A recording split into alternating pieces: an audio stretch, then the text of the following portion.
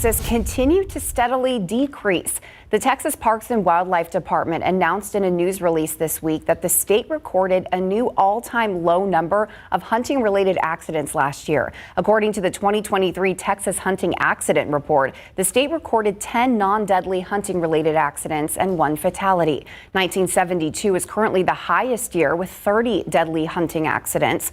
Officials credit the state's hunter education program for the decrease in these incidents. And new data from the U.S. Census shows that the Austin, Round Rock, San Marcos stretch is no longer the country's fastest growing large metropolitan area like it has been for the last 12 years. Now the Dallas-Fort Worth, Arlington area has taken its place.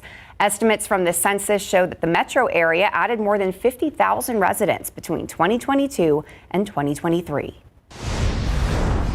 Well, Texas college students have less than 1 month to meet our state's priority deadline for filling out financial aid applications. This comes after a season of delays and glitches with the new version of the application used nationwide.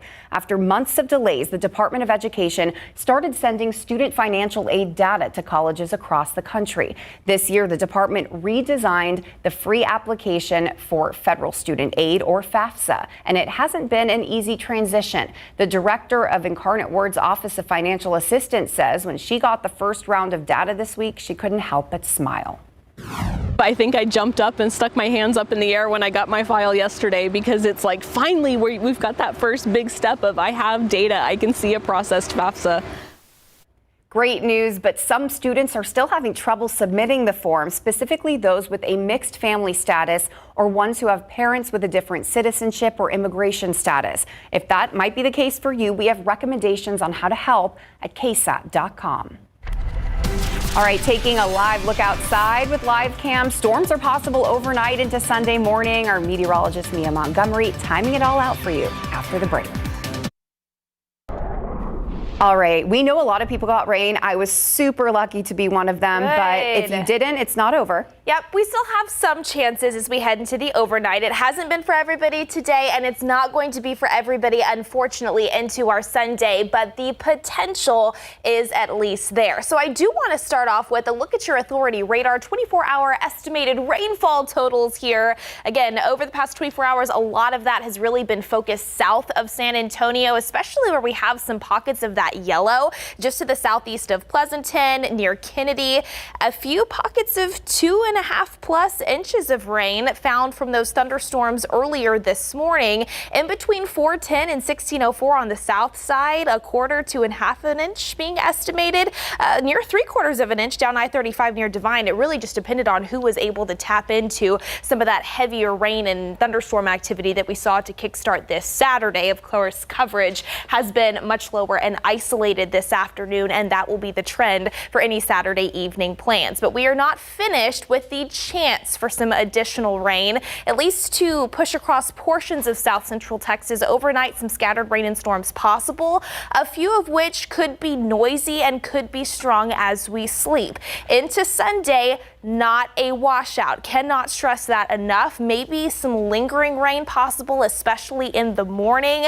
Just keep the umbrella with you and know that we may need to dodge a few showers here or there. Into next week, those rain chances just isolated. We are expecting some cooler temperatures to move in by Monday. Highs potentially only topping off in the 60s, so a bit cooler than average, and that continues through at least the middle of next week. So let's talk all about it. Here's the latest version of your Futurecast. Again, coverage pretty low out there this evening, but by 10 to 11 o'clock later on tonight, eyes are going to shift off to the west as we start to see some rain and thunderstorm activity come together near the Rio Grande. Watch what happens as this gradually works eastward again as we sleep tonight. Depending on the coverage, we could see some of this pass closer to the San Antonio area in between about 3 to 5 o'clock in the morning. The bulk of that continues to work farther off to the east out of south central Texas by the time we are waking up.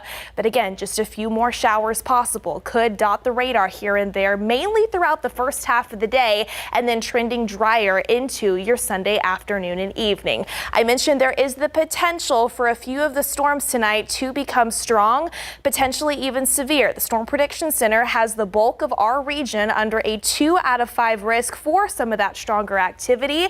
If we find that, it is not a guarantee. We will be monitoring for some instances of hail, some strong gusty winds and the potential for some heavy rain to be embedded within some of those thunderstorms. So there's something to keep in mind if you're planning on being out late tonight or even before the sun comes up first thing Sunday morning. Here's how that looks on your KSAT 12-hour forecast. Temperature-wise, we're going to start off near 63 degrees at 7 a.m., 66 the forecast temperature at noon, and then high temperatures topping off near 70. I do think we could see a few peaks of sunshine as we head into our Sunday afternoon here or there as well. Into Monday, Tuesday, Wednesday, maybe even lasting through Thursday. Still have a few rain chances, but they are very isolated. Not expecting coverage to be pretty high there. We'll see a reinforcing push as some of that cooler air arrive into early Monday. So low temperatures back down near 50 degrees by Tuesday. And then yes, 62 the forecast high on Tuesday afternoon. We'll slowly start to warm things back up though as we head into next weekend, Courtney. At least we have a chance. Yes. All right. Thank you so much, Mia. All right, Nick, it was not the ending Spurs fans wanted, who went all the way up to Austin to see them play. Yeah, Courtney, Austin is fun and all, but it was the game that we witnessed last night that reminded us of how much development the Spurs need to be at the same level as the defending champs. Plus, there were some wild endings in conference tournament semifinal games this afternoon. We're going to update you on those games and also let you know how Texas A&M and Houston are doing in their games when we come back.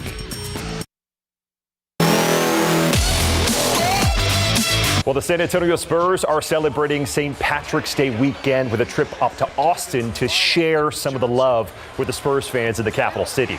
Only issue for fans who went to go see them play last night was that they're taking on the defending NBA champion Denver Nuggets, who have the best record in the Western Conference and have lost more games than the Spurs have won. Now, last night was a display of what it takes to hang with the big dogs like Nikola Jokic, who went off for 31 points. Victor Wembanyama got his first chance to go up against Jokic, which he was looking forward to. Wemby finished with 17 points and 9 rebounds, and after the loss, he shared his thoughts on the matchup. From this situation, not necessarily, but from other things, yeah. And that surprised me, you know. He read our defense in a specific situation, and it just destroyed us for some time.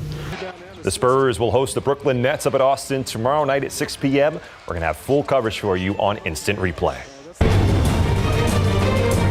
Well, it's been a frustrating start to the season for San Antonio FC. Last weekend's home opener was some fans saw some early goals and then a headbutt in the 29th minute, which meant that SAFC was going to be up a man for the rest of the match, over 70 minutes. But then in stoppage time, there was a deflection that went in to tie the match at 2 apiece, which ended the match in a draw. Well, this weekend, the squad hit the road to play the Tampa Bay Rowdies for their home opener. It's the first road trip with this team with a lot of new teammates. So we asked them what they're looking forward to the most with their first road trip together. I think it's going to be fun just to see how it is to travel here with the guys. It's really my first trip with them because obviously everything in the preseason, everything has been here. So it's the first time we get to go out of stay with them. So I think it's going to be a good time. It's going to be fun to really get to know the guys. I want to see how resilient our guys are. Again, you're going against one of the best teams in the league, and how do we handle that pressure, how to deal with the challenges, because that's a guarantee. There's always challenges within the game, and then just see how cohesive and how resilient this group is. Are you guys going to keep tabs on who snores the loudest on the trip? If my roommate snores, I'm switching for sure. So. It's good that I don't do any room checks, but maybe we get Morgan on that duty. No, not particularly. We got a good group of guys. Everyone's here's vets, been in the game for a while, so everyone knows what to expect on the road trip. It's nothing crazy or anything out there, but we've got a good group on and off the field. Everyone gets along with each other, so the road trip won't be a problem there. SAFC's match tonight against the Tampa Bay Rowdies will start at 6:30 p.m. and of course we'll bring you the updates of the match tonight at 10 and 10:30.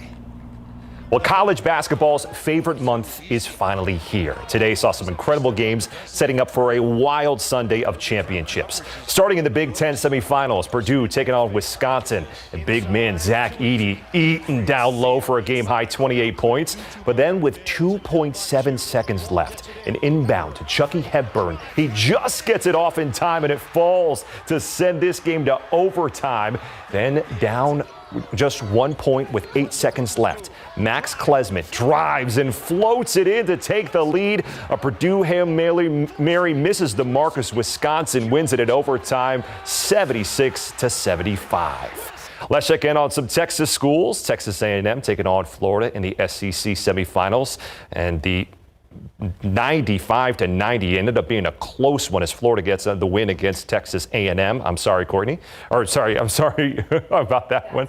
And then the Big 12 championship game just started between Houston and Iowa State. We're going to, of course, have the highlights for those games tonight, so make sure you do not miss it.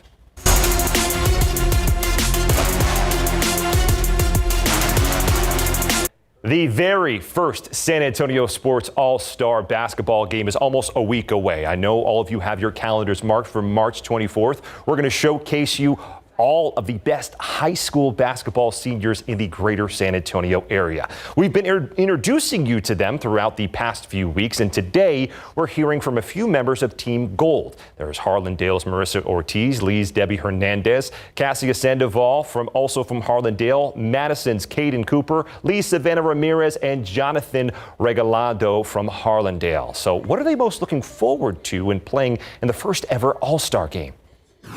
Experience, I guess. Like, I know it's not like an everyday game, but it means a lot more because the fact that like there's a lot of talent, and it makes me realize like it's not just me. Like, there's a whole city of us, like, and just being able to be like around them, like, it's just so surreal. Just makes me feel like, wow, I guess. Like they said, you know, we're getting the talent from all around the area and, you know, getting coached by some of the best coaches. So just gaining the experience and knowledge of this whole opportunity is big. It's a big moment. Debbie Hernandez lost her mom to cancer, and that's exactly who she thought of when we asked her what's inspired her to keep improving at the sport that she loves. I think my mom, she's been like my best supporter. She always watched me growing up. She supported me through everything. My family being, I'm pretty sure everyone's families being like their number one supporters, being able for them to be there and say like, I'm proud of her. Like, that's like one of the biggest accomplishments that I could probably say is. Some incredible stories from some incredible athletes. We'll be excited to see how they do in this first ever All-Star game, which is going to come up on March 24th. 1 week away almost. Can't wait to see that. They're all so wonderful, and just hearing from them about their experiences has been really great. So thanks for that, Nick. All right, we'll be back right after this. All right, watching for the potential to find some scattered rain and storms overnight, a few of which could linger into early Sunday. Not continuous rain. We'll see plenty of breaks tomorrow, then isolated early next week. All right, thank you, Mia. And thanks so much for tuning in and watching. We'll be here tonight on the Night Beat. Stay with us if the game goes long.